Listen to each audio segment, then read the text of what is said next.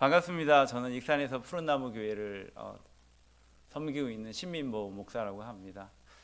항상 올 때마다 과분한 사랑을 받는 것 같아서 사실은 좀 몸둘 바를 모르겠습니다. 생각해 보면 정말 물론 여러분 교회로부터 또 우리 담임 목사님으로부터 사랑받을 자격이 하나도 없는데 항상 챙겨주시고 섬겨주시고 또 오갈 데 없는 저를 이렇게 불러서 이렇게 여러분들 앞에서 말씀을 나누게 하셔서 제 자존감도 이렇게 세워주셔서 정말 너무나 큰 감사를 드립니다. 요즘에 어딜 잘 가지도 않죠. 어저께 저도 올라오면서 깜짝 놀랐어요. 고속도로가 평상시에 비해서 너무 한가해서 깜짝 놀랐습니다. 그러나 어딜 가서 사람을 만나서 이야기하다 보면 늘 하는 이야기가 코로나19 바이러스 얘기입니다. 여러분, 과거에 전염병 하면 남의 나라 이야기든지 아니면 역사 속의 이야기였지 우리 삶 가운데 이렇게 직접 다가온 지는 얼마 되지 않은 것 같습니다. 그런데 요즘은 정말 너무나 가까이 우리의 삶에 다가왔고 간접적으로 우리의 삶에 큰 영향을 주고 있습니다. 과거에 본 바이러스 영화들의 어떤 공통점들이 있었습니다. 첫 번째는 치사율 100%에 가까운 어떤 바이러스가 발견이 되고요. 그리고 두 번째로는 초기 대응에서 실패합니다.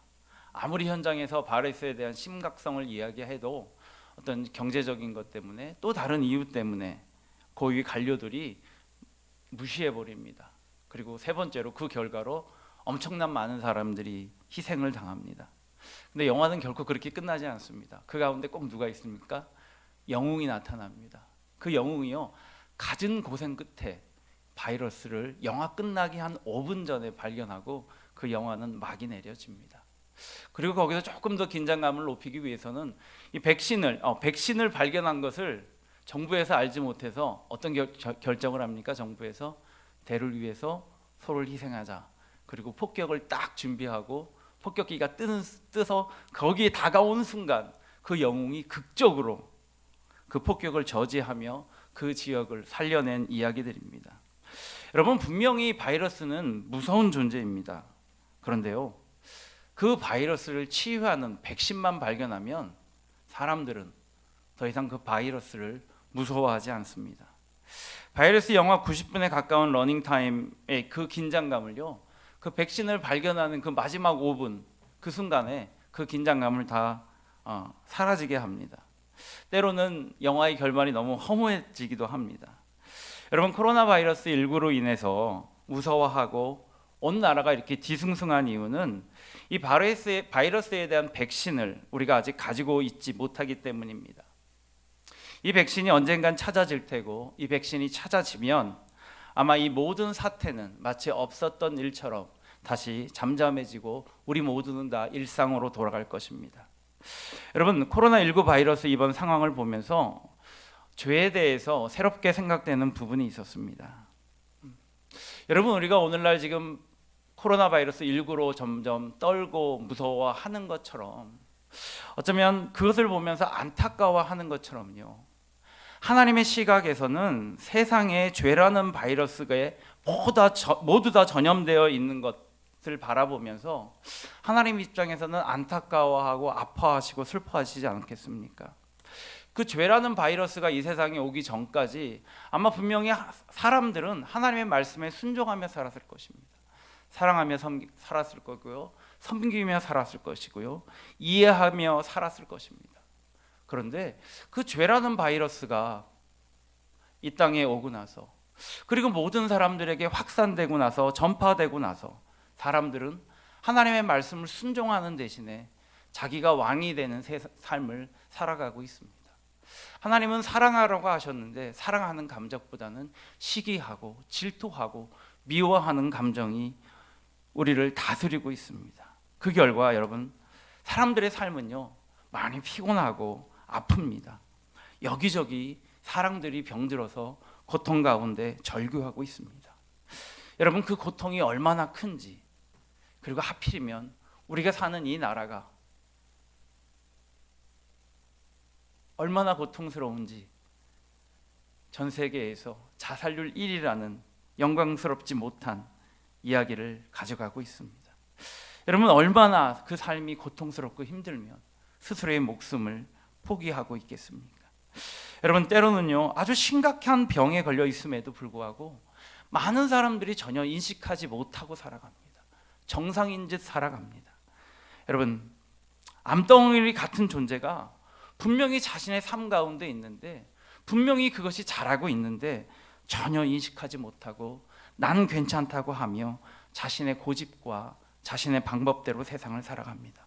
그리고 그 끝에 가서야 그 병을 발견하고 막막한 내일을 안고 살아갑니다. 흑암 가운데 끝이 보이지 않습니다. 소망이 없습니다. 그래서 하나님께서는요, 빛 대신 예수 그리스도, 그리고 어쩌면 우리의 삶의 최고의 백신 되시는 예수님을 우리 가운데 보내주셨습니다.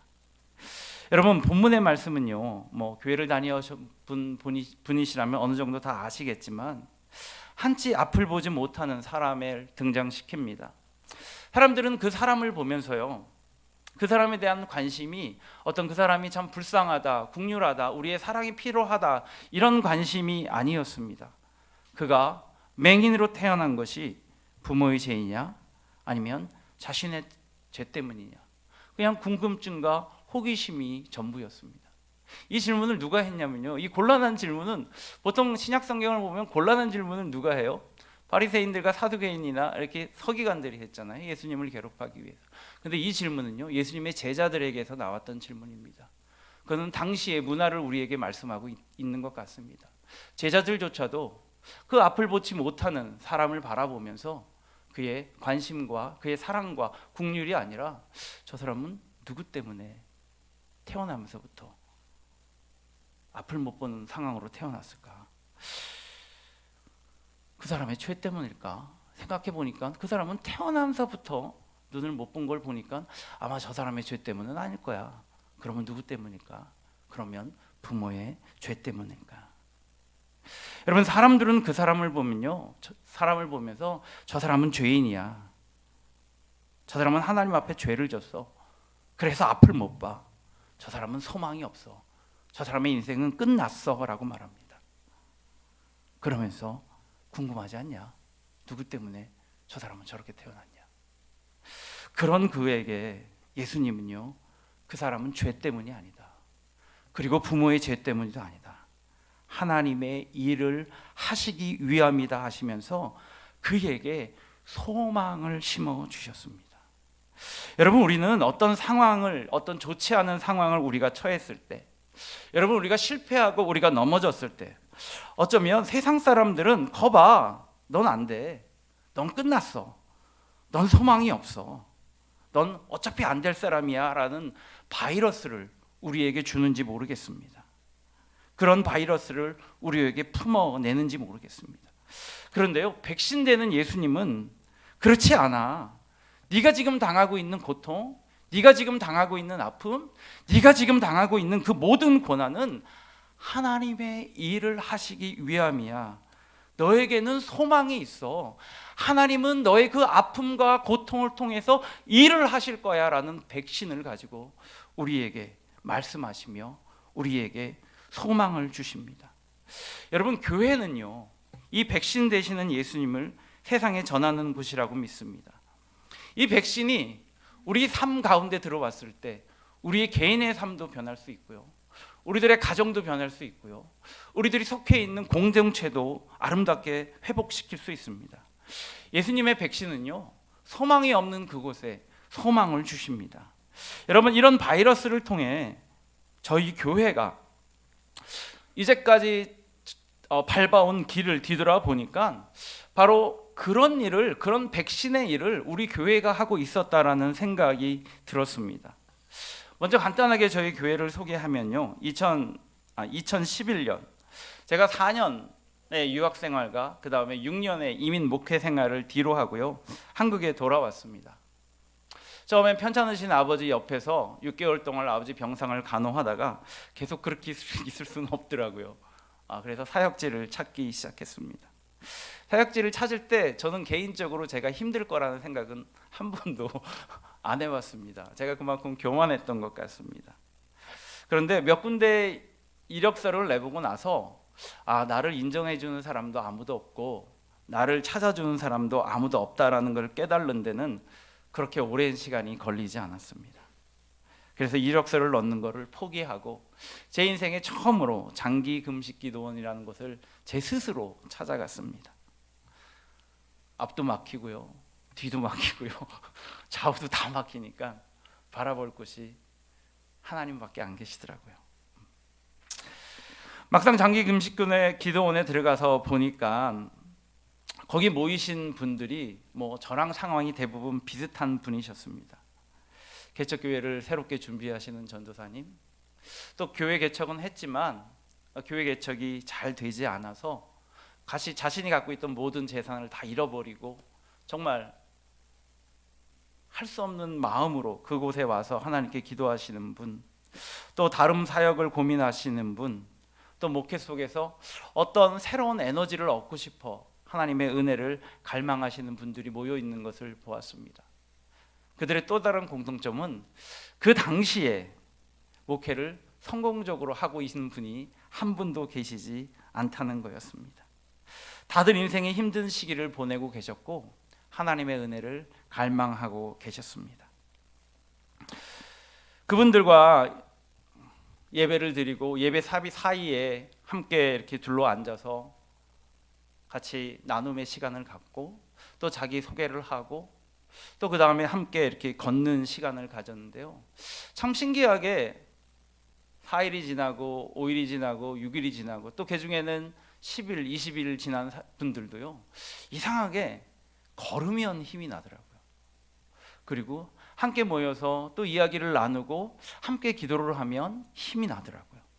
그렇게 이렇게 나누는 가운데 하루는 이제 교회 개척에 대한 주제에 대한 이야기가 나왔습니다. 이야기를 듣다가 저도 제가 경험한 교회 개척 이야기를 해 주었습니다. 제가 대학원 막 졸업할 때 저희 학교에 미국에서 경찰 생활을 하다가 그만두고 하나님의 부르심을 받고 이 캐나다 코크레인이라는 아주 시골에 있는 신학교에 와서 신학을 공부하는 친구가 있었습니다.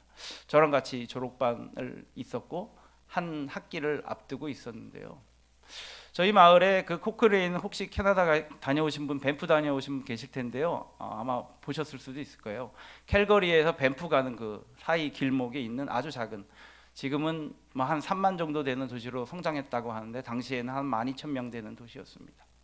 그 가까이 도시에 한 30분 거리에 한 마을이 있었는데 이 친구가 그 마을에 대한 부담이 생겼어요. 근데 이제 신학교를 졸업해야 되는 신학생이 3년 동안 학교에서 공부를 했는데 재산이 있으면 얼마나 있고 뭘 할 수 있겠습니까? 그래서 이 친구가 기도를 하다가요, 하나님, 저곳에 하나님의 교회가 세워지기를 원합니다. 기도를 하다가 그 당시에 자기가 할 수 있는 일이 무엇인가를 생각해 보니까 캐나다는 눈이 많이 오잖아요. 눈이 올 때마다 새벽에 30분 거리를 달려가서 그 마을을 가서 눈을 쓸면서 하나님, 이곳에 하나님의 교회가 세워지기를 원합니다 라고 기도를 했습니다. 그 겨울이 끝날 쯤에요, 그날도 여김없이 눈을 쓸고 있는데요, 한 분이 다가오더니 당신은 분명 이 마을 사람이 아닌데 도대체 누군데 이렇게 눈 올 때마다 여기 와서 눈을 쓰냐고 묻더랍니다. 그래서 이 데이빗이라는 친구가 자기소개를 했습니다. 사실은 옆에 있는 코크레인에 있는 신학교에서 이제 졸업을 앞두고 있는데 이 마을에 교회가 없어서 이 마을에 교회를 세우고 싶은 뜻이 있어서 내가 그런데 할 수 있는 게 지금은 기도와 그 다음에 찾은 게 내가 눈쓸기라서 눈을 쓴다라고 얘기했는데, 그 이야기를 듣던 분이 이런 얘기를 하더랍니다. 자기가 지금 몇 명을 이렇게 모아서 성경 공부를 막 시작하려고 하는데 당신이 와서 우리 성경 공부를 인도해 줄 수 있습니까? 이 친구가 너무나 기쁨과 큰 감격 가운데 그 이야기를 학기 중에 이제 우리들에게 이야기했고요, 이 이야기가 이웃 지역 교회에 퍼져나갔고요, 총회에 알려졌고요. 그래서 그 친구가 졸업할 쯤에 그 마을에 하나님의 교회가 세워졌습니다. 저는 이것을 옆에서 직접 보고 들었고 하나님의 일하심을 느꼈습니다. 근데 그 이야기를 나누고 있는데 그 이야기가 끝날 쯤에 함께 금식하며 이야기를 듣던 한 목사님이 한국에서는 불가능합니다. 목사님이 한국을 잘 몰라서 그렇죠. 한국은 돈이 없으면 교회 개척이 불가능합니다. 이야기를 하셨습니다. 대부분 금식기도하는 대부분의 목사님들도 자신의 경험을 하며 그 이야기에 동의하는 것을 느꼈습니다. 그리고 그날의 대화는 저에게 큰 충격으로 다가왔습니다. 하나님의 교회를 개척하는데 하나님이 먼저가 아니라 물질이 우선순위 돼서 물질이 없으면 하나님의 교회가 세워질 수 없다. 이 말이 저에게 도대체 용납이 되지 않았어요. 그날 밤 다시 하나님께 무릎 꿇으며 하나님, 이게 도대체 무슨 이야기입니까? 하나님께 기도하는 사람들이, 하나님께 금식하며 기도하는 사람들이, 목사들이 모여서 이 땅에서는 돈이 없으면 하나님의 교회가 세워질 수 없다고 합니다. 하나님, 이거 말이 안 되지 않습니까? 하나님의 교회를 세우는데 하나님이 먼저가 아니라 어떻게 물질이 먼저 이야기될 수밖에 없고 그 물질이 없다고 해서 교회를 세울 수 없다라고 하나님 말을 할 수 있겠습니까? 그러면서 제가 하나님께, 하나님, 제가 돈은 하나도 없지만 돈이 없는 가운데 하나님의 교회를 시작하면 안 될까요? 하나님, 절 좀 사용해 주세요. 하나님, 절 좀 도와주세요.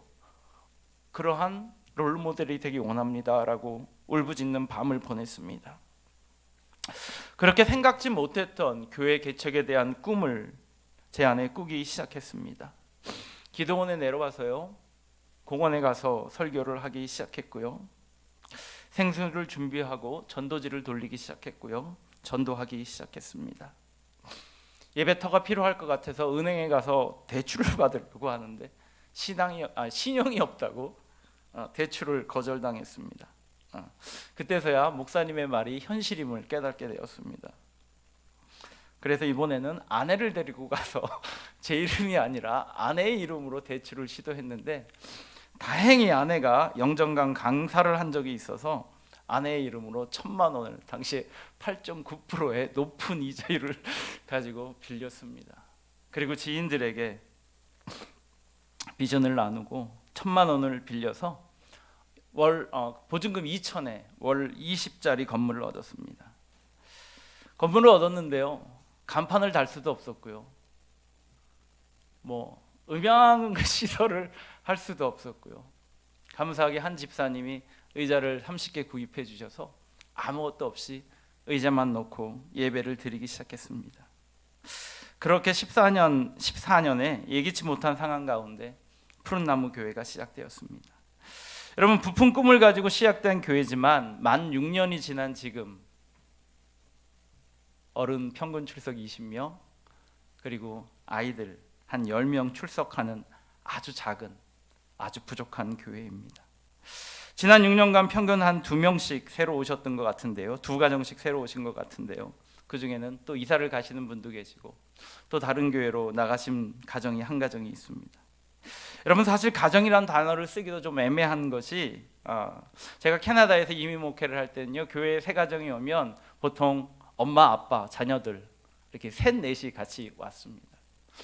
그런데 지금 제가 하는 목회는요, 개척교회는요, 매우 낙후된 지역에서 또 인지도도 없는 목사가 목회를 하다 보니까요, 온전한 가정을 가지고 교회에 찾아오시는 분들이 쉽지 않습니다. 저희 교회를 초창기에 찾아왔던 대부분의 분들은요, 가정에 어떤 아픔이 있고 삶 가운데 인생의 고난이 있어서 오신 분들입니다. 엄마랑 아들이라고 오든지, 아빠랑 딸이라고 오든지, 아이들만 오든지, 아니면 여자 한 분만 오든지, 아니면 남자 한 분만 오든지. 그래서 어찌 보면 참 보잘것없어 보이는 교회입니다. 그리고 제 눈에도 사실은 그렇게 많이 비쳤습니다. 그런데요, 지금은 모든 것이 기적으로만 느껴지며 감사하고 있습니다. 그리고 참 행복한 목회를 하고 있습니다. 그런 분들이 모여서 교회를 세워가고 있고요, 지난 1월에 좀 더 나은 장소로 예배당을 옮겼습니다. 이제는 조금 더 넓고요, 깨끗하고 따뜻합니다. 그런데 준비를 하는 과정 가운데, 교회를 이제 이전하는 교회 가운데 모든 교인들이 목사님, 우리 교회는요 앞으로도 성장할 거예요, 더 부흥할 거예요 라는 기대와 소망을 보고 제가 깜짝 놀랐습니다. 뭐를 준비하면서 제 손에는 과한 것 같아서 아니 요 정도만 하면 되지 않을까요 할 때마다 목사님, 우리 교회는요 곧 차고 넘칠 거예요. 또 뭔가를 준비할 때마다 아이고 집사님 이거 좀 과하지 않을까요? 목사님 왜 그러세요? 우리 금방 부흥합니다. 모든 교인들이 그런 마인드와 그런 믿음과 그런 열정을 가지고 움직이는 모습에 너무 행복합니다. 사실 교회가 처음 세워진 것부터 저에게는 기적이었습니다. 아주 낙후된 지역에, 그리고 아주 오래된 건물에서 추운 날 난방을 하면 결로 때문에 벽이 통곡의 벽이 되었고, 화장실이 얼어서 사용할 수가 없고, 수도가 얼어서 밥을 해먹을 수 없는 건물이었지만, 그곳에서 지난 5년간 예배가 끊이지 않았습니다. 몇몇 안 되는 성도이지만 그들은 매주 교회를 나와서 하나님께 예배드리고 예배를 통해서 힘을 얻어가고 각자의 자리에서 교회 안에서 그들이 해야 될 사역들을 감당해 왔습니다. 지금 돌이켜보면 그것이 얼마나 큰 기적인지 모르겠습니다. 전에도 제가 한번 말씀드렸던 것 같은데요, 지금은 괜찮아요, 조금 옮겨서. 근데 전에 여러분이 아마 여기 계신 모든 분이 다 아마 익산에 오셨을지라도요, 아마 저희 교회에 나오실 분이 한 분도 안 계실 거라고 저는 장담할 수 있었습니다. 왜냐하면 저희 교회 주위에 몇백억씩 들여가지고, 익산에는요 기독교가 굉장히 강한 도시입니다. 몇백억씩 들여서 지은 교회가 굉장히 많습니다. 잘 꾸며진 예배당, 넓은 주차장, 잘 세워진 교육부서, 좋은 인맥을 쌓을 수 있는 좋은 교회들이 있는데, 날이 추우면 화장실이 얼어붙고 수도가 얼어붙는, 그리고 어린이들이 마땅히 있을 것도 마땅치 않은 그런 교회를 왜 오시겠습니까? 여러분, 저 같아도 안 갑니다. 그런데요, 그러한 제 의지랑 상관없이 하나님께서는 그런 저희 교회를 아주 조금씩 힘든 영혼들, 상처받은 영혼들, 그리고 위로가 필요한 영혼들을 보내주셨습니다. 그리고 그들 가운데 대부분 예수님을 만나고 예수님을 믿음으로 말미암아 그들이 예수님으로부터 힘을 얻고, 또 어떤 사람들은 신앙을 잃었다가 예수님의 사랑을 회복하고 교회에서 정착하며 정말 열심히 신앙생활하고 있습니다. 저희 교인들의 삶을 잠깐 나누기 원합니다. 작년 여름에 처음 오신 분이 계신데요, 그분이 몇 개월 전에 남편을 잃었습니다. 워낙 삶이 힘드셨고 워낙 삶이 어려운 분이셨는데 남편마저 잃고 굉장히 좌절한 상태였습니다. 그런데 모든 장례를 마치고 나서 그분이 저에게 이렇게 말씀하십니다. 목사님, 감사해요. 교회 때문에 제가 장례식 내내 외롭지 않을 수 있었어요. 그 전까지는 몰랐는데 알고 보니 부모, 형제 모두 안 계신 분이었습니다. 그리고 그분이 이렇게 얘기합니다. 우리 교회를 표현하실 때 섬김과 나눔이 일상인 교회, 서로의 아픔을 품는 교회, 끝없는 기다림을 기뻐하며 인내할 줄 아는 교회인 것 같다고 저에게 문자를 보내주셨습니다. 그리고 혼자 교회 나오시던 분이 이제 세 자녀를 이끌고 하나님만이 우리 가정의 소망이 될 수 있다고 아이들한테 가르치며 기도하며 이제는 온 가족이 저희 교회에 나와서 예배를 드리고 있습니다. 작년 연말에 한 집사님이 이런 고백을 하십니다. 예배가 회복되고 영이 회복되다 보니 가족관계가 회복되고 있어 너무나 기쁜 한 해였습니다. 30년 신앙생활 가운데 가장 행복한 해였습니다. 근데 여러분, 이분의 삶을 들여다보면요, 이런 고백이 나올 수가 없습니다. 50대 중반의 여성인데요, 결혼 생활은 실패했고요, 직장은 야쿠르트 배달을 하고 있고요, 큰딸은 늘 엄마를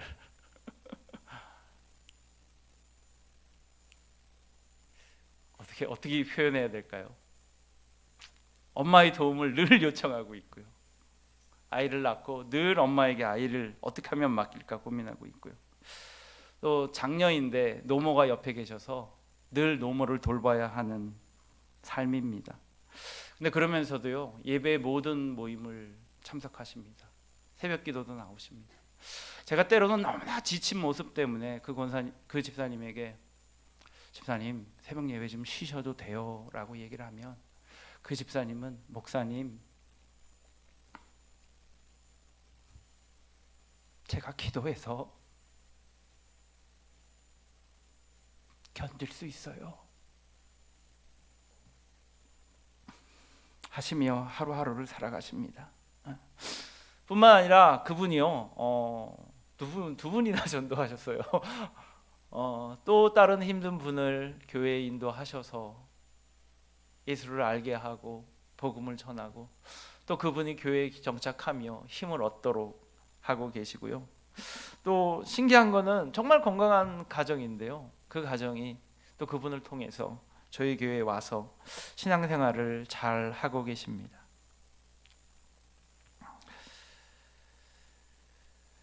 또 이런 분도 계십니다. 아내와 아픔을 겪고요, 아들과 함께 교회에 나오신 분인데요, 50대 중반분이신데 교회를 늦게 다니기 시작하니까 이게 쉽지 않은 것 같아요. 이렇게 마음을 열어놓고 마음을 이렇게 내놓기가 통 어려웠던 분입니다.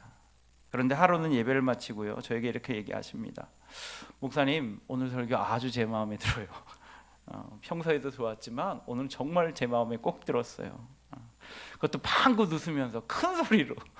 그래서 옆에 들었던 사람들이 모두 박장대소했던 기쁨이 있습니다. 여러분, 신선하지 않습니까? 보통 우리가 설교를 하면 목사님 은혜 받았습니다, 목사님 말씀 참 좋습니다, 이렇게 이야기를 했는데 교회라는 문화에 익숙하지 않았기 때문에 그 나름대로 하나님이 주신 은혜를 그렇게 표현하는 것을 느꼈습니다. 이분도요, 작년에 또 한 가정을 전도를 했는데요, 참 놀라운 거는 저희 교회가 아무래도 이제 뭐 그렇다 보니까 주차가 안 좋을 거잖아요. 주차가 30분 전에 이분이 먼저 오셔서 자기 차를 주차해 놔요. 그럼 새로운 분이 주차 공간이 없을 걸 알고, 그리고 새로운 분을 밖에서 기다렸다가 전화를 해서 연락이 오면 나 챗밖에 여기다 차대하고 자기 차를 멀리 대는 모습을 보면서 제가 사실은 너무나 감동을 했습니다. 정말 제가 생각하기에는 전혀 안 그래도 되고 그렇게 하실 분이 아닌데, 그리고 늘 묵뚝했는데 표현하지 않았는데 예배를 드리며 하나님의 은혜가 그분 가운데 들어가고 그분의 삶 가운데 뭔가를 해야겠다라는 생각이 들고, 그래서 자기도 아직 하나님을 잘 알지 못하고 예수 그리스도를 잘 알지 못하지만 교회에 나오라 그리고 목사님을 통해 복음을 들으라 그리고 그렇게 자신이 30분 전에 나와서 그 주차 공간을 위해서 마련하고 헌신하는 모습 가운데 감사가 있습니다. 여러분, 이 정도면 여러분 기적이 아닐까요? 이 정도면 그래도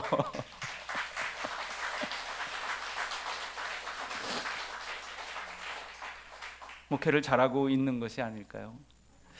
여러분, 사실 개척 6년,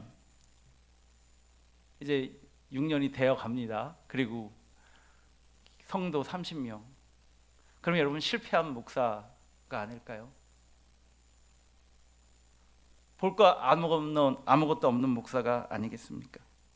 그런데요, 이런 일들을 보면서 하나님께서 저에게 힘을 주시고 있고요, 앞으로 이러한 일들은 아마 저희 교회를 통해서 계속 이루어질 것이라고 저는 믿습니다. 여러분, 그 일들을 위해서 여러분들이 함께 기도해 주시고 그 다음에 동역해 주시길 부탁드립니다. 여러분, 우리 사회는 분명히 죄로 인해서 완전히 오염되어 있습니다.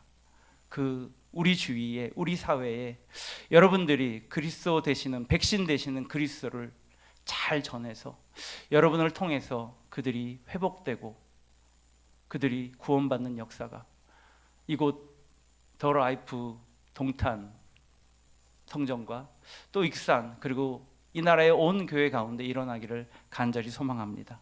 우리 함께 기도하겠습니다. 선하신 아버지 하나님, 하나님께서 우리의 백신 되심을 고백합니다. 하나님께서 우리의 주인 되심을 고백합니다. 하나님께서 우리의 구원자 되심을 고백합니다. 어떤 환경 속에서도 어떤 고난 속에서도 하나님께서 우리를 포기하지 않으시고 하나님께서 우리를 향한 계획을 가지고 있음을 저희가 믿습니다. 하나님, 그 소망, 그 은혜, 그 믿음을 가지고 오늘을 또 이겨내며 살아갈 수 있는 저희 모두가 되도록 주님 은혜를 허락하여 주시옵소서. 감사를 드리며 예수님 이름으로 기도합니다. 아멘. 우리 다시 한번 목사님께 박수로 축복했으면 좋겠습니다. 제가 왜 아까 소개하기 전에 네 분의 목사님을 만났는데 다 저와는 비교할 수 없는 인품과 그런 영성을 가지신 분이다라고 말씀드렸는지 아시겠죠? 예. 아마 천국에 가면 저는 신 목사님 주님과 가까이 계시고 전 저 멀리서 아마 문지기를 하고 있지 않을까 생각합니다. 귀한 분이죠. 어저께 네 분이 다 그랬습니다. 아마 이 땅에 아무도 거들떠보지 않는 그런 교회지만 주님이 보시는 그런 교회들이 곳곳에 있습니다. 저는 우리 교회도 그런 교회가 되기를 바랍니다. 그냥 내가 다니기 좋은 시설인가 구경하는 사람들이 오는 교회가 아니라, 아니 그렇게 30분 전에 와서 주차를 맡고 비켜줄 수 있는 그런 교회가 되길 바래요.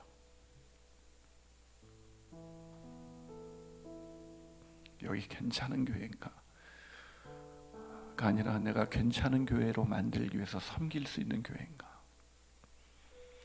늘 말씀드리지만 우리 교회가 아니더라도 주변에 작지만 더 건강한 교회가 많이 있습니다. 혹시 오늘 처음 나오신 분이 계시다면 가능한 한 그 교회 등록하시길 바래요. 그리고 다른 교회 등록하셨다 오신 분이라면 가능한 등록하지 않기를 정중히 부탁을 드립니다.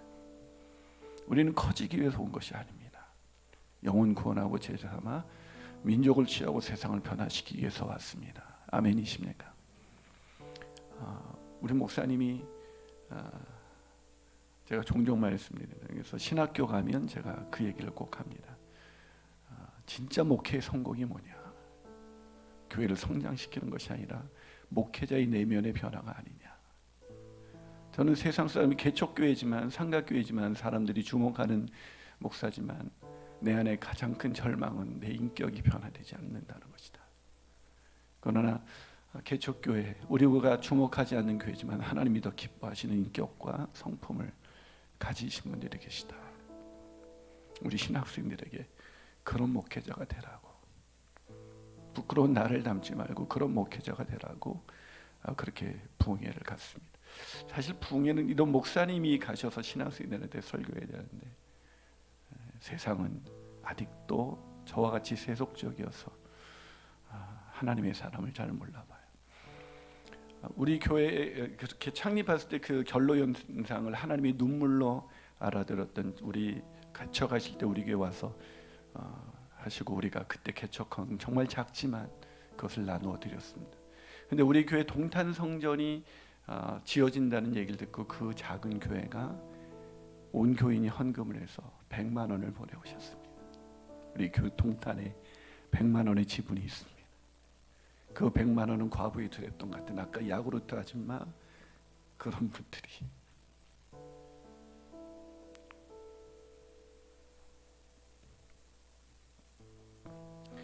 헌금한 교회입니다. 그렇게 동탄 성전이 세워진 겁니다.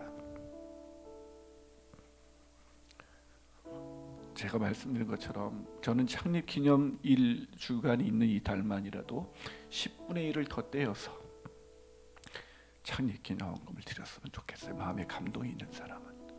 그래서 우리 이런 교회를 마음껏 함께 지원해 줬으면 좋겠고, 또 미래 비전 헌금 계속해서 이제 세 번째 교회는 우리 부목사님이 나가셔서 개척하는 이런 교회가 더 세워지도록 미 창립 기념 헌금에 헌신하기 원하시는 분은, 감동이 있는 분은 적으셔서 작정해 주시고 또 계좌 이체해 주시면 이 땅에 건강한 교회가 세워지리라고 믿습니다.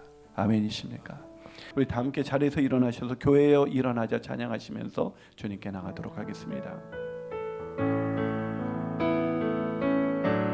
교회여 일어나라, 교회여 일어나라,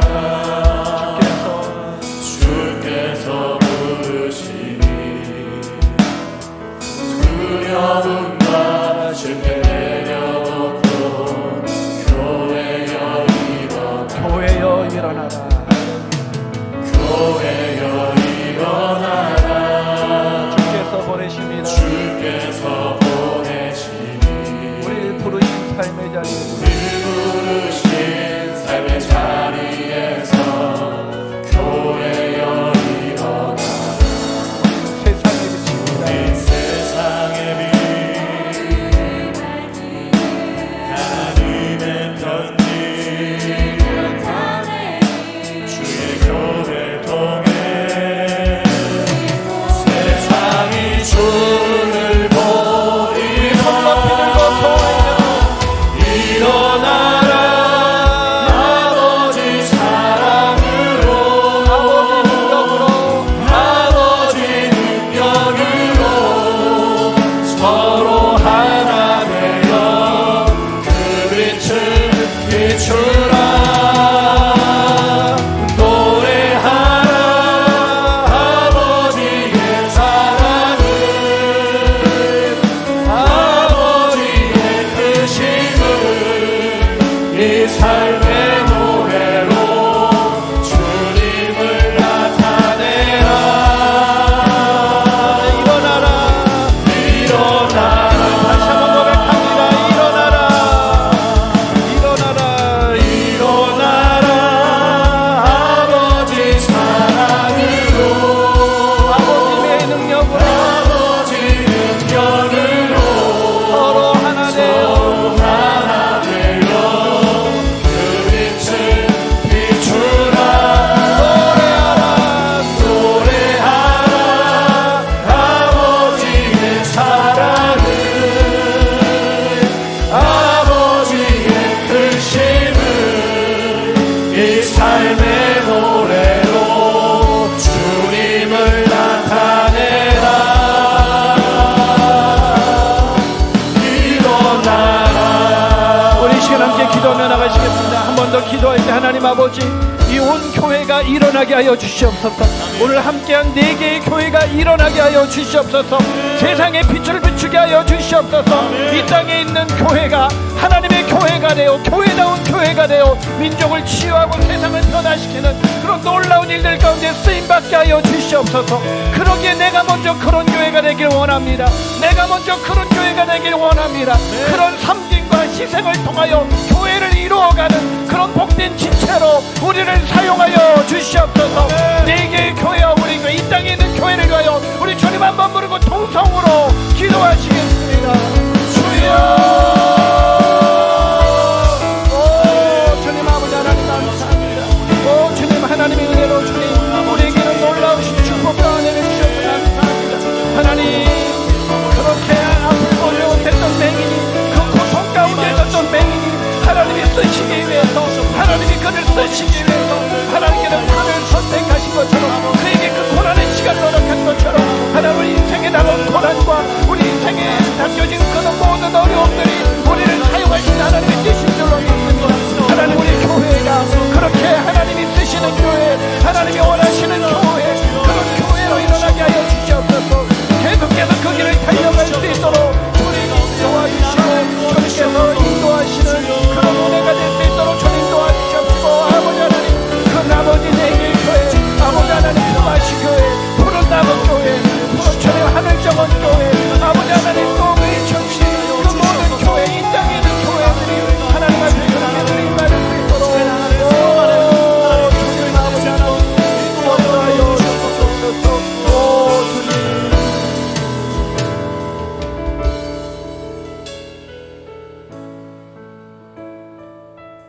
살아계신 하나님, 교회의 주인 되신 하나님, 우리는 아무것도 할 수 없사오나 주님은 다 하실 수 있음을 믿습니다. 우리 인생에 다가온 고난과 역경이 우리의 죄 때문이 아니라 하나님이 쓰시기 위함이란 그 영광스러운 부르심 앞에서 우리가 고난에 겨워 넘어지지 않게 하여 주옵시고 오히려 고난 속에서 일어나 주님 앞에 쓰임받는 교회로 살아가게 하여 주시옵소서. 하나님, 푸른나무교회, 또 품앗이 교회, 또 하늘정원 교회, 웨이처치, 또 이 땅에 그렇게 눈물로 세워진 수많은 교회들을 주님께서 기뻐하시고 그 교회를 통해서 하나님의 나라 되게 하여 주시옵소서.